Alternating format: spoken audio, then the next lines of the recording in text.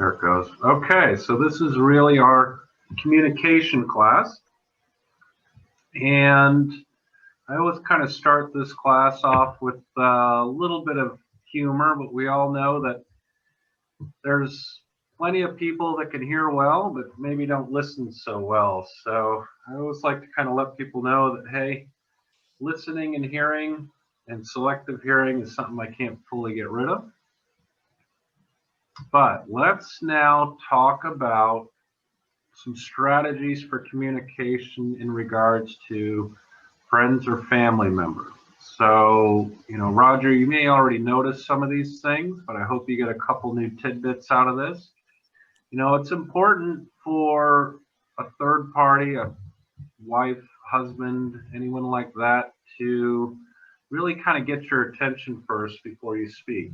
A lot of things that I notice when we're dealing with hearing aids, or really even normal hearing, is sometimes people will talk to each other, and by the time you realize they might be talking to you, if you're doing something else, you might have to say, excuse me, or what, maybe not get the whole thing. So it's really important to, if you do have family members, to let them know you're speaking to them by just saying maybe their name first, or hey honey, or hey Roger.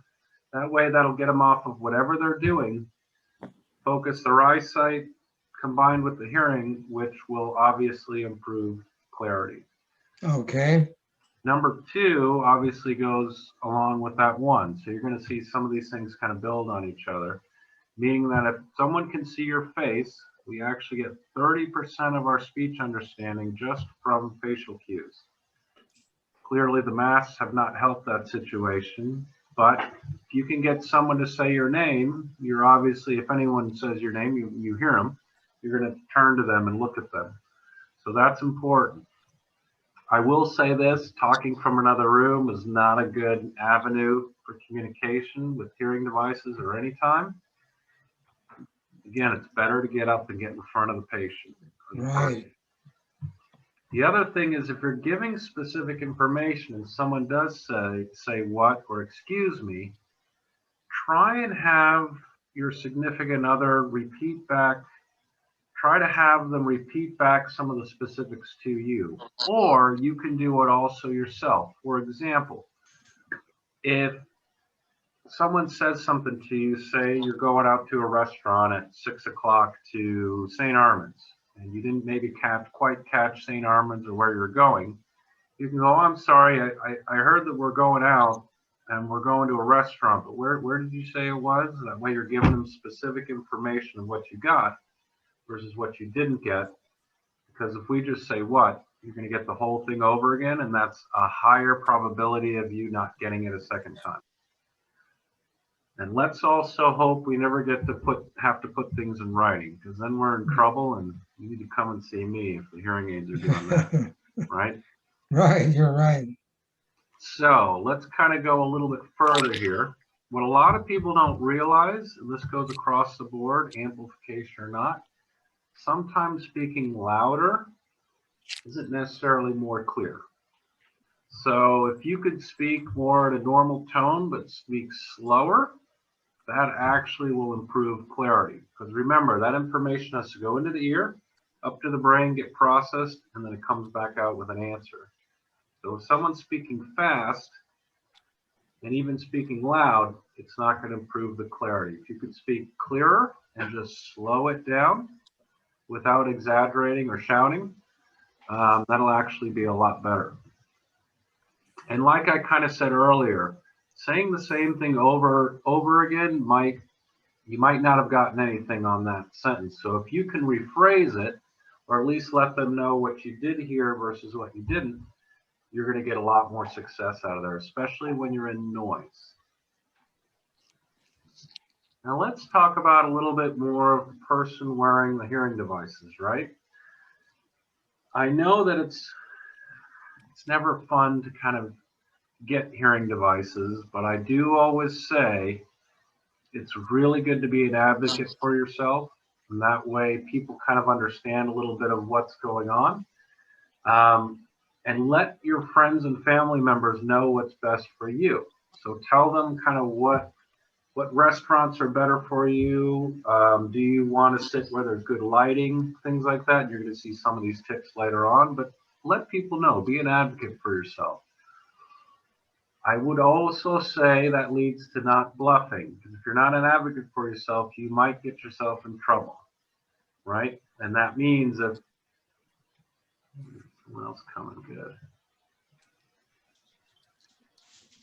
We're going to enter that too. So we want to make sure that you're not saying yes, yes, yes to something that you may not want to be a part of. I know one patient did that on accident and was part of the condo association board, and he was like, what did I do? So don't bluff. If you didn't quite get it, go, I'm sorry, I didn't hear that, and try and have them rephrase it instead of just saying what or huh. Look at this constant here again. Instead of saying what or huh, we repeat back part of the message that was heard so that you can get a more specific answer. So there's another kind of segue back around, right? Looking for visual cues is a lot tougher these days with masks, but you do get 30% of speech understanding just from the face. So let's hope we can get some of these masks out of here sooner than later. But it kind of follows on the next question in that if you can get the general gist of the theme of what's being said, it's going to be a lot easier for you to follow the conversation. And also kind of goes back to what you hear or maybe what you don't hear. My example before was going to a restaurant at 6 o'clock in St. Armand's. Well, we know the context that we're going somewhere. We knew that we're going to a restaurant, but in my example, I said we didn't know where St. Armand's was. So you can generally get the context of what's being said. You can fill in the gaps much easier, right? Right. So background noise, right? This kind of goes for both participants, both the speaker and the listener. These are kind of nice tips for restaurants because we all know background noise or that type of scenario is our toughest challenge, right? So here are some tips kind of where to sit in a restaurant. If you can get a booth that tends to reduce noise that's around you, given that the booth kind of isolates you from open tables, try and not get a table by the kitchen where all the clanking and all the waitresses are coming out. That actually is going to be quite a big distraction too. And remember, we want to combine eyesight with hearing wherever we can. That goes off of the next point, that if we're in a dark place, it'll be kind of hard to use the eyesight with the hearing again. So good lighting is key. And especially for those patients that have devices that are behind your ear, it's best by far if you do not sit against a wall. Make sure that you sit in an area where the majority of that restaurant noise is to your back. And whoever's in front of you is sitting in front there. The reason for that is there's a 2-microphone system on that specific style device. And when both of them are on, it's picking up 360 degrees. When you get into a restaurant, whether you know it or not, the hearing aids actually, if it's a loud restaurant especially, it will shut the back mic off automatically and then focus more in an area of about 100 degrees and give the people in front of you more clarity and try and reduce the stuff behind you. So by placing our back towards the noise, you're never going to have your back up against a wall, right? If the back microphone shuts off and there's a wall behind you with your friend here on the other side of the table and all that noise behind them, well, shutting off the back microphone isn't really going to do much good, right? So it's always good to place yourself the back towards the noise, but also if you can help it, if you're going to a restaurant, try and get a table that's not directly in the middle of the restaurant. Try and get something on the outside perimeters.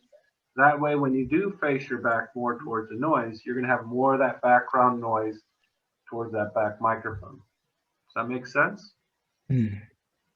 That's a good one to know, and you'll notice a little noise management will help clarity. So that's a big one on noise. So in summary, we try to give you the best communication via amplification in technology, but we like to kind of improve that a bit more with some of these little tips and tools in order to make you have better success with the hearing devices, both listener and speaker. And the more that friends and family understand kind of the dynamics of this, the more they'll be able to kind of retrain some of these scenarios to improve the communication, especially in noise.